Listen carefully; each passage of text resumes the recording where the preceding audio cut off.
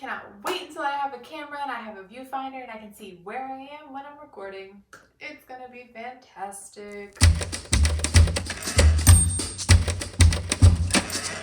Hey everyone, and welcome back to my channel. My name is Jessica Blatz, and today's video is super duper not exciting whatsoever, but here we are. We're gonna have fun even though it's a little on the sad slash boring side of my life. So I had a doctor's appointment this morning and I went for my 6-week checkup after starting Humira. I shared a while back my update on that and the fact that I had started taking my shots at home and how I didn't really know quite what I was feeling yet. So let me start with the basics and then move forward from there. If you're new here, thank you for hanging out with us. I have a disease. I have an autoimmune disease called ulcerative colitis, which is just where I get ulcers throughout my colon. It's an inflammatory bowel disease, and it is very unromantic and really not a fun thing to talk about. But it's my reality, so here we are. Back in January, I was hospitalized for a 6-week, Back in January, I was hospitalized for 6 days, and I realized the severity of my diagnosis, which I originally got my diagnosis back in October of 2019, and I didn't really take it too seriously. So I started my Humira on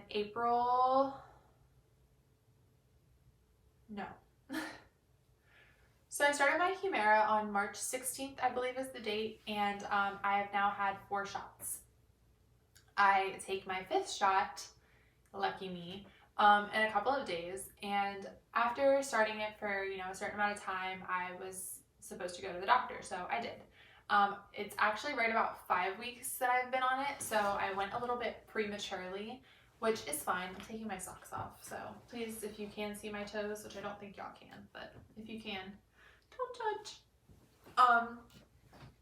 So I went a week early, but I went back because I actually am in a flare again. So for those of you who don't know what that means, it entails rectal bleeding, which, fun, exciting, as well as just mucus in the stool and frequent bowel movements, loss of appetite, fatigue, stomach pains, nausea, really the whole 9 yards. It's a whole lot of fun. It's really lethargic and you just, go from the toilet to the couch. It's fantastic. Highly recommend spending your week that way if you haven't before. Anyways, so that should not be happening on a biologic. Going on Humira should have stopped that from occurring, and it did not. So basically I had to have a conversation with my doctor and figure out where to go from here. I am getting some blood work done to test and see if I have antibodies to Humira. If I do have the antibodies, then that means that Humira would just be rendered non-functional on me and I would have to switch my medication anyways. In the meantime, because we hope that's not it, in the meantime, I was prescribed mesalamine, which is meant to kind of handle flares. It's what I was on in the hospital and once I came home from the hospital, and it's what ultimately got me into a symptomatic remission, meaning that I did not have my symptoms any longer. So he put me back on that, and my primary doctor, I contacted him when everything first started happening because I just wanted to keep him updated, and he's really quick to get back. Much easier to get in contact with than my GI doctor, who's in higher demand. And he upped my prednisone for me from 10 milligrams up to 30 milligrams a day for 5 days, dropping down to 20 milligrams a day for another 5 days, and then I was supposed to drop back down to 10. Well, my GI doctor decided that it would be a good idea if I just stayed at 20. Therefore, I will be upping my Humira dose to once a week. I will be taking the shot at home. I will be taking 20 milligrams of prednisone every day, and I will be on mesalamine tablets for an indefinite amount of time. Once my blood work comes back, I visit the doctor again in 2 weeks, and he will hopefully be able to go over my lab results with me. Hopefully we'll have some good news in that and kind of see if the mesalamine as well as the prednisone has helped put me into any kind of symptomatic remission where I am not dealing with the symptoms that I have been dealing with for the last couple of weeks. this is where I'm going to segue into the less technical side of things and into the more emotional mindset. As some of you know, I am enrolled in the Path to Empowered Acceptance course with Natalie Kelly. God, I hope I pronounced your last name right. For some reason, I wanted to say Keeley, but I'm pretty sure it's Kelly. It's Plenty and Well with Nat on Instagram. I'll link her down below.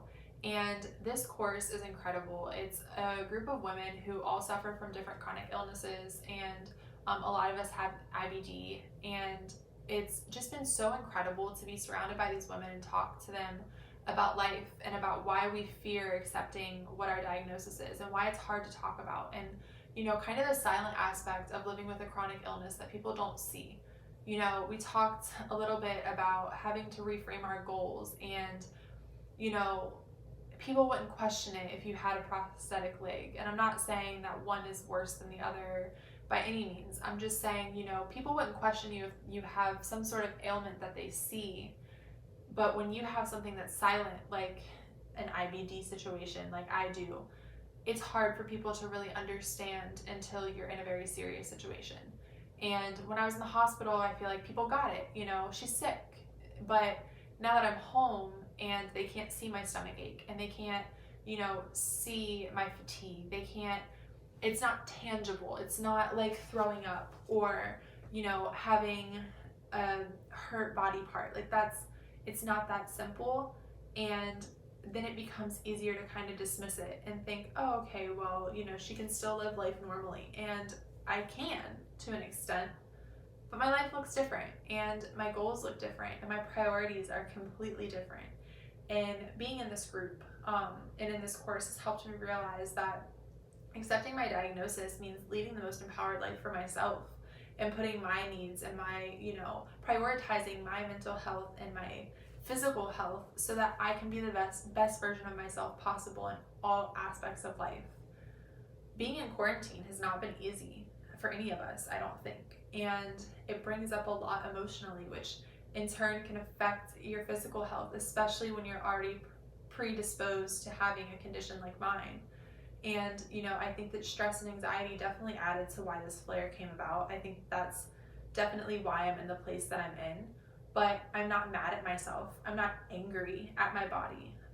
And that's something that Natalie has helped me with, because I feel like it would be really easy to just feel like my body was failing, because that's what I felt like in the hospital. I felt like I was just being told one thing after the next for the next couple of weeks, just feeling like my body didn't know what it was doing and that it was failing me. And that's not the truth. There's so much strength that comes in realizing that your body, just like your mental, is doing the best that it can with what it's got. My body is fighting like hell to keep me alive every day, and that's amazing. That's so beautiful. Even with a jacked up gut, it's still doing the damn thing.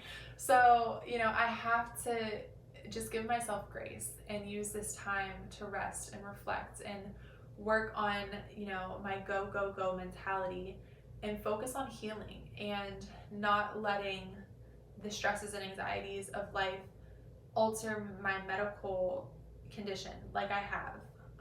There's a lesson in this flare, just like I'm sure there will be a lesson in any flare that I experienced from this point forward, and there was a lesson in the last one, you know? This is a lifelong thing that I was given for a reason, and I'm going to figure out what that reason is. I'm going to stand tall in it, and I'm not going to shrink down in the face of my very unflattering, unsexy disease, because it's a part of me. And that can be a little bit difficult and a little bit scary, because it is something that's not easy to talk about. You know, people have migraines. I've had migraines in the past, and I remember being so open about it. Like, oh yeah, I have migraines, and, you know, telling people, you know, what it was like, and it wasn't really that big of a deal. But I tell people that I have ulcerative colitis, and I find myself saying, oh yeah, stomach ache, and I lost weight.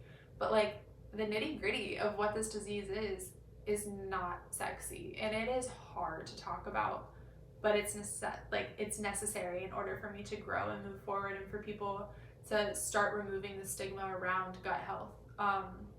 So yeah, that's what my next couple of health updates are also going to come along with, a mental and emotional update, kind of like this one, because I think that that's an important part to include on this journey. And if you're following along with me in any way, shape, or form because of my disease, I want you to be able to see yourself in me and know that you're not alone. Know that, you know, I'm not just in a flare and doing everything that I can to get out of it. You know, even being in a flare, I'm still doing things that I probably shouldn't be doing. And I know that, and I'm trying to learn from that and get better. And I'm going to show that process. I'm going to show how I grow from each step of this journey. Hopefully it's not a whole lot of flares. If this were my last flare ever, I'd be cool with that. But that doesn't change what I live with, and that doesn't change my, you know, my truth. So I hope that you guys enjoyed this little health chit chat update, and I will see you guys in the next one. Please do not forget to like, comment, and subscribe. Once you are subscribed, hit the little notification bell down below. I'm trying to get better at the target. And I'll see you all very, very soon. Bye, guys.